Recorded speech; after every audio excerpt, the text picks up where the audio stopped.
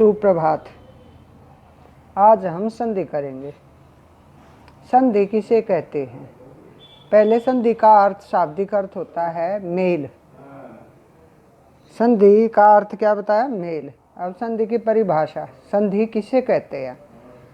दो वर्णों के पास पास होने से उनमें जो मेल होता है उसे संधि कहते हैं। दो वर्णों के पास पास आने से उसमें जो परिवर्तन होता है या मेल होता है उसे संधि कहते हैं।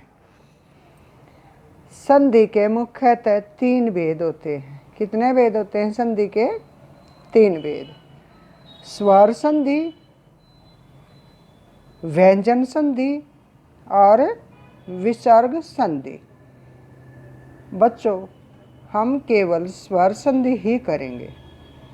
स्वर संधि किसे कहते हैं? दो स्वरों का परस्पर मेल होने से उनमें जो परिवर्तन होता है उसे स्वर संधि कहते हैं। जैसे विद्या जमा आलय।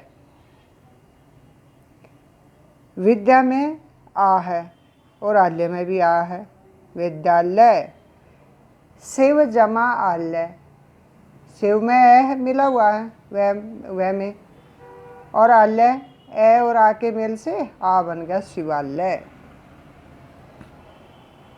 तो बच्चों, स्वर संधि के कितने भेद होते हैं जो मैं बता रही हूँ आपको ध्यान से सुनना है और वही प्रश्न बनाने हैं। फिर आपने स्वर संधि के कितने भेद होते हैं? स्वर संधि के मुख्यतः 5 भेद होते हैं। दीर्घ संधि, गुण संधि, वृद्धि संधि, यण संधि और आयादी संधि। फिर सुनिए, दीर्घ संधि, गुण संधि, वृद्धि संधि, यण संधि और आयादी संधि। तो बच्चों, अब आप यहाँ पर प्रश्न बनाओगे, दीर्घ संधि किसे कहते हैं? जब ह्रस्व या दीर्घ ए, ई, उ के बाद क्रमशः ह्रस्व या दीर्घ ए, ई, उ आए तो दोनों के मेल से आ बड़ी ई बड़ा ऊ हो जाते हैं। स्वरों के इस मेल को दीर्घ संधि कहते हैं। जैसे सत्य जमा अर्थ, सत्य में भी ए है और अर्थ में भी ए है, दोनों मिलकर आ बन गए सत्यार्थ। भाव जमा अनुसार, भावानुसार। चर जमा आचर, चराचर। मुनि जमा इंद्र, मुनिंदर। रवि जमा इंदर, रविंदर। मही जमा ईश, महीश। रजनी जमा ईश, रजनीश। सती जमा ईश, सतीश। भानु जमा उदय, भानुदय। सु जमा उक्ति, सूक्ति। लघु जमा उत्र, लघुत्र। भू जमा ऊर्जा, भूर्जा। विधु जमा उदय, विधुदय। तो ये कौन सी संधि की आपने? दीर्घ संधि। उसके बाद दूसरा भेद आपको बताया था गुण संधि। जब ए, आ का ई से मेल हो तो ए बन जाएगा। यदि ए, आ का ऊ से मेल हो, ऊ भी दोनों हो सकते हैं, छोटा और बड़ा, ई भी दोनों हो सकती है। यदि ए, आ का ऊ से मेल हो तो ओ बन जाएगा। ए, आ का री से मेल हो तो अर बन जाएगा।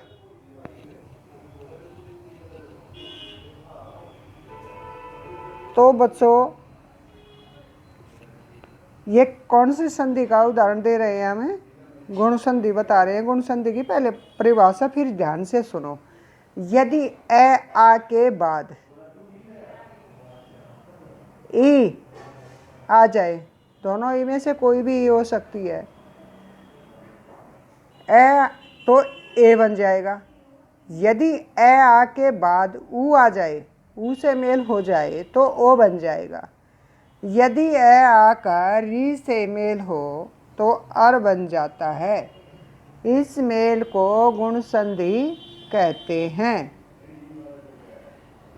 तो बच्चों अब उदाहरण देखिए।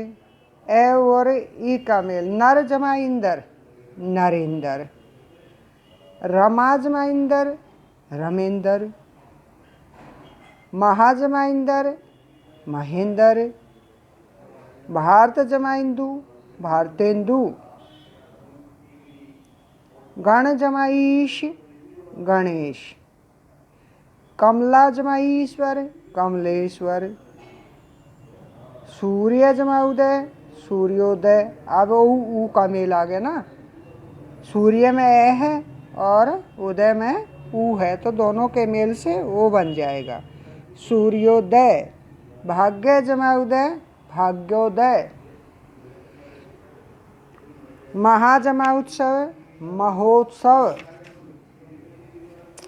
ये कौन सी संधि कर रहे हो आप? गुण संधि। यदि फिर बताया गया था कि ऊ कोई भी हो सकता है। जल जमा ऊर्मी, जलोर्मी। गंगा जमा ऊर्मी, गंगोर्मी। फिर बताया था कि ए आ का री से मेल हो तो और बन जाता अर। जैसे ब्रह्म जमा ऋषि, ब्रह्मर्षि। देव जमा ऋषि, देवर्षि। सप्त जमा ऋषि, सप्तर्षि। महा जमा ऋषि, महर्षि। राजा जमा ऋषि, राजर्षि। तो बच्चों आज केवल इतना ही करेंगे, शेष संधियाँ कल करेंगे। धन्यवाद।